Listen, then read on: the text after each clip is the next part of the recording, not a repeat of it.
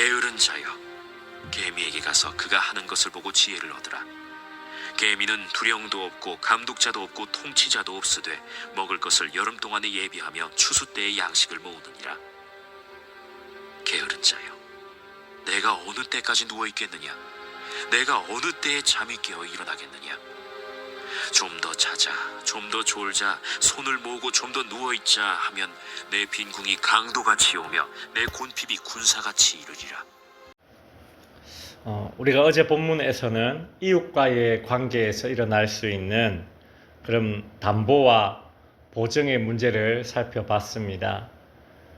솔로몬은 죄 짓는 행동이 아닌데도 불구하고 담보와 보증 서는 것을 극도로 경계하고 있습니다. 그 이유는 담보와 보증을 서는 것이 그만큼 지혜롭지 못한 행동이기 때문에 지금 지혜에 관한 잠언을 전하면서 이 부분을 솔로몬이 강조하고 있는 것이죠.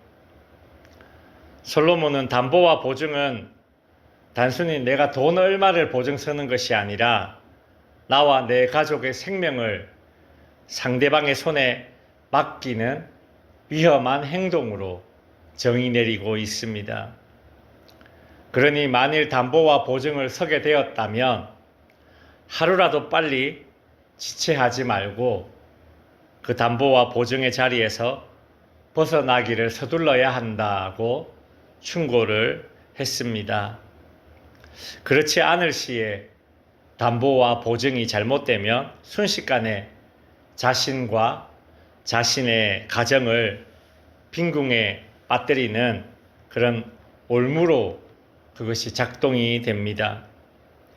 오늘 본문에서는 자신과 그리고 자신의 가정을 빈궁에 빠뜨리는 또 다른 요소인 게으름에 대해서 충고하고 있습니다.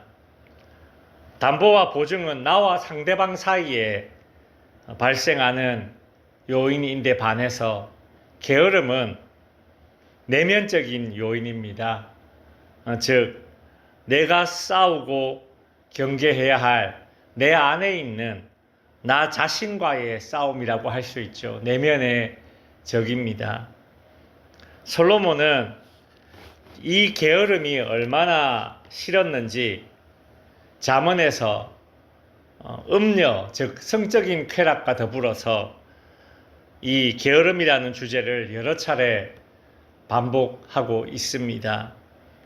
오늘 본문 6절에서는 게으른 자여 개미에게 가서 그가 하는 것을 보고 지혜를 얻으라 그리 말함으로써 오죽하면 사람들이 제일 하찮게 여기는 벌레에게 가서 배워야 될 그런 인간의 모습이 바로 게으름이라는 것을 지금 이야기를 하는 것이죠. 곤충에게 가서 배워야 할 정도로 이 게으름이라는 것은 버려야 할 태도인 것입니다. 게으른 자가 개미를 보고 얻어야 할 지혜가 무엇인가? 7절에 보면 개미는 두령도 없고 감독자도 없고 통치자도 없으되. 솔로몬은 게으름을 이제 어느 정도 이렇게 구분하는 것 같습니다. 뭐냐면 실제로 저희도 나태라는 말이 있고 게으름이라는 말이 있는데 나태는 게으름과 어떻게 구분되느냐 하면 나태는 반드시 해야 될 일을 하지 않는 것을 이제 나태라고 하고 게으름은 어떤 성격이나 어떤 행동에 대한 좀 느리거나 어떤 그런 부분들을 지적하는 것이 이제 게으름이거든요. 우리나라 말에도 약간의 차이가 있는데요. 오늘 본문 7절에도 보면 솔로몬은 감독자나 두령이 없을 때에만 몸을 움직이는 일종의 좀 소극적인 게으름을 먼저 지금 다루고 있습니다. 흔히 사람들이 하는 척 하는 겁니다. 근데 개미는 어때요? 하는 척 하지 않는다라는 거죠. 감독자가 없어도 두령이 없어도 늘 하던 대로 한다는 것입니다. 솔로몬이 한 나라의 왕이자 그리고 지도자로서 이렇게 능동적이지 못한 아랫사람들의 일 처리하는 모습을 보면서 참 속이 많이 탔겠구나, 그런 생각이 듭니다. 우리가 매사에 능동적이고 적극적일 수는 없겠으나, 그러나 적어도 우리는 우리가 맡은 일을 함에 있어서 보는 사람이 있으나 없으나 한결같은 그런 성실함을 지녀야 하는 것입니다. 게으름의 또 다른 원인은 무엇인가 하면, 측면은 무엇인가 하면 미래를 항상 염두에 두지 않는다라는 것이죠. 8절에 보면 먹을 것을 여름 동안에 예비하며 추수 때에 양식을 모으느니라. 이 개미는 본능적으로 이렇게 하지 않습니까? 여름에 겨울을 예비하며 일을 합니다. 근데 사람은 미래를 예비하는 것이 본능의 영역에 가깝지 않습니다. 이것은 지혜로운 영역에 가까운 것이고, 오히려 현재를 즐기려고만 하는 것이 어리석은 자의 본능의 영역에 가까운 행동이죠. 마치 배짱이처럼 말입니다.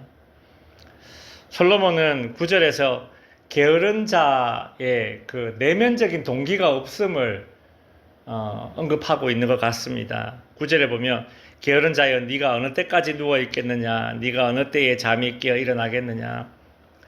동기가 없는 사람은 실제로 게을러지기 마련이죠. 개미는 누가 시키지도 않고 누가 위협하지도 않지만 그 스스로 알아서 내면의 동기로 그렇게 움직이듯이, 근데 이 게으른 사람은 내면의 동기가 없으면 움직이지 못합니다. 표면적으로 겉으로 드러나는 게으름, 그 내면에 꿈이나 동기가 없을 경우일 때가 많죠.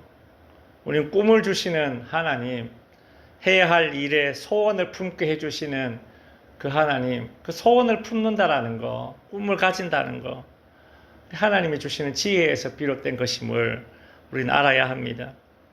솔로몬은 게으른 자의 심리를 이렇게 10절에 묘사하죠. 좀 더 자자, 좀 더 졸자, 손을 모으고 좀 더 누워 있자. 마치 요즘 추운 겨울에 새벽 예배 나오기 전에 이불 속에 있는 제 모습 같은데 좀 더 자자. 사실 이제 온갖 구실로, 이거 아주 작아 보이는 일탈 아닙니까? 사실 좀 더 자자, 좀 더 졸자, 좀 더 눕자, 이건 아주 작은 일탈인데, 그러나 이런 작은 일탈도 온갖 구실을 삼다 보면 이것이 언젠가는 급작스러운 빈궁함과 궁핍함을 가져오게 된다라는 교훈을 주고 있습니다. 이제 말씀을 정리하겠습니다. 예수님은 요한복음 5장에서 내 아버지께서 일하시니 나도 일한다 라는 말씀을 하시면서 일하시는 하나님에 대한 그 이미지를 제자들에게 심어 주었습니다. 창조 때부터 시작해서 지금까지 하나님은 늘 일하시는 하나님이십니다. 그 일하시는 하나님께서 인간의 게으름을 죄의 범주에 가까이에 이렇게 놓으셔서 게으름을 빈궁과 궁핍의 원인으로 사용하신다는 것이죠. 동시에 이와 반대되는 성실함은 하나님께서 축복의 영역으로 놓으셔서 인간에게 복을 주시는 통로로 이 성실함을 사용하십니다. 기도하겠습니다. 하늘에 계신 우리 아버지여, 이렇게